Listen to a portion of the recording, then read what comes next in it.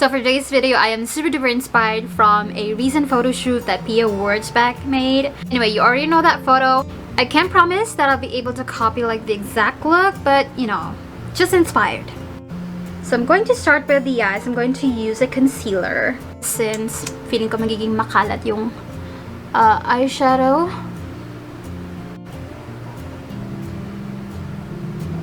Looks too much, but it's not.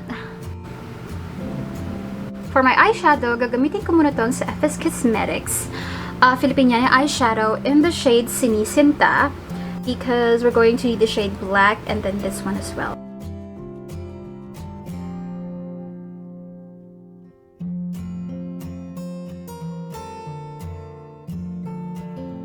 We are slowly but surely gonna build up the smoky eye.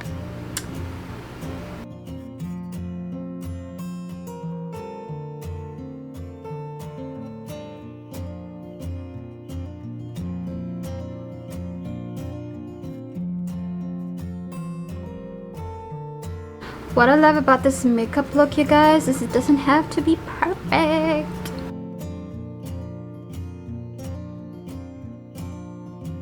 So I'm going to slowly build up like the black eyeshadow.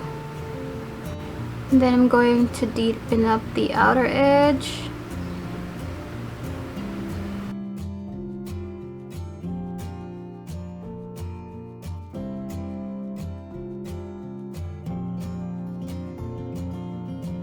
Next thing I'm going to do is clean up a bit.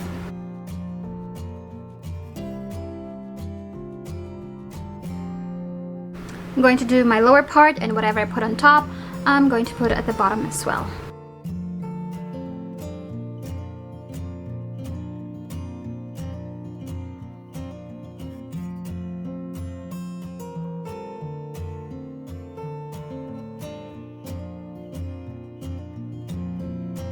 Again, doesn't have to be perfect because we're going to clean it up later.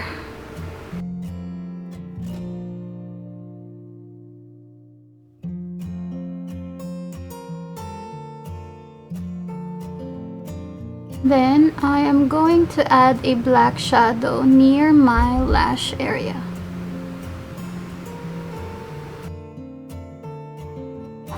I know I look like a zombie, but that's okay. This one is from EB Advanced Eye Define Waterproof Matic Eyeliner, and I'm just going to do a tight line.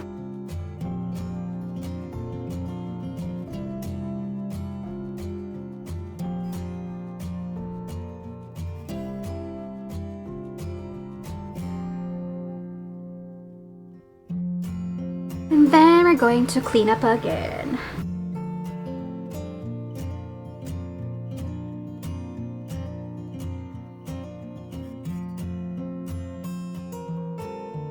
So, matapang ang brows ni ating Pia dun sa photo. So, edi try din natin. By the way, I'm using KJM Cosmetics Brown Define. Ayan, 24-hour.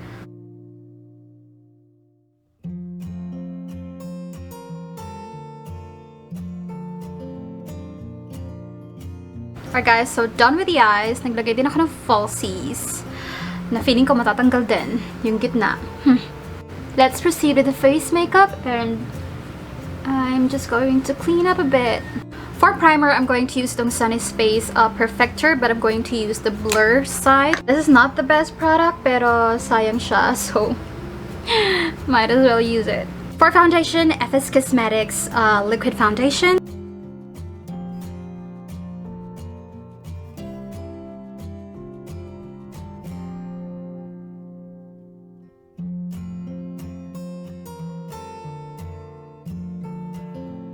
I'm going to use yung foundation brush ng FS Cosmetics for a more precise application dito sa ilalim ng eyeshadow.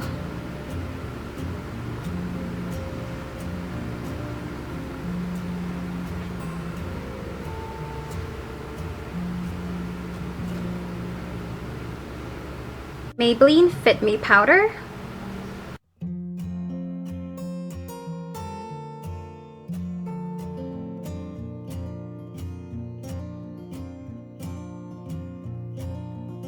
Big Flash Contour Powder.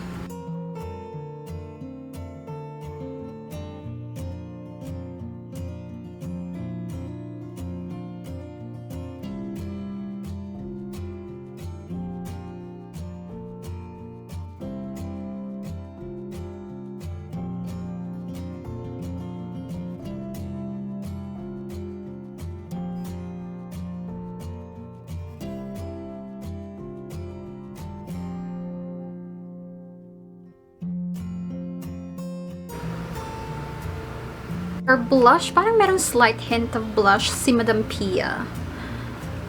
Pero like, I'm just going to apply it over here. Oh! Super pigmented nga pala yun. I forgot.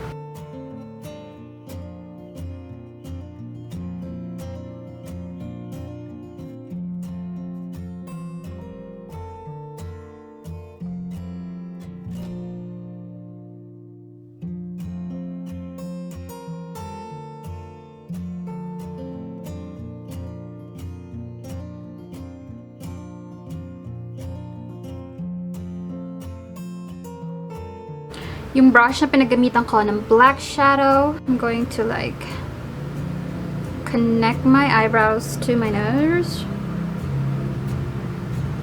Parang wala namang bonggang highlight si Pia.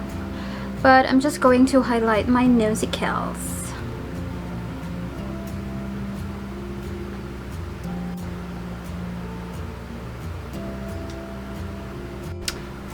For the lips, you guys, Essened Lips Please. Meron akong giveaway nito na I'm going to announce on Instagram like today. So kung sumali ka sa giveaway ko na Essened, go to my Instagram right now. I'm going to upload the winner the same day I upload this video.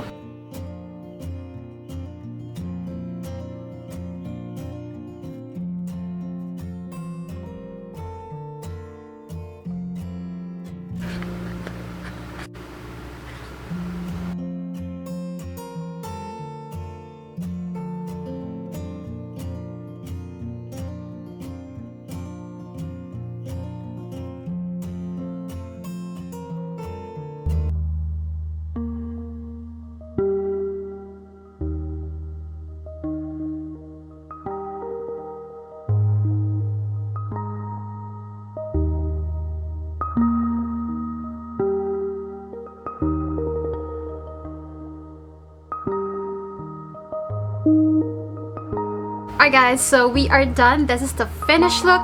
Like I said, this is not a makeup transformation, pero makeup inspiration laang. But anyways, I hope nag-enjoy kayo for today's video. If you have like video requests or makeup inspiration requests, comment it down below. Again, yung winner ng Essened Lips Please giveaway, nasa Instagram ko na now na. Again, thank you so much for watching, and I'll see you in my next one. Bye bye!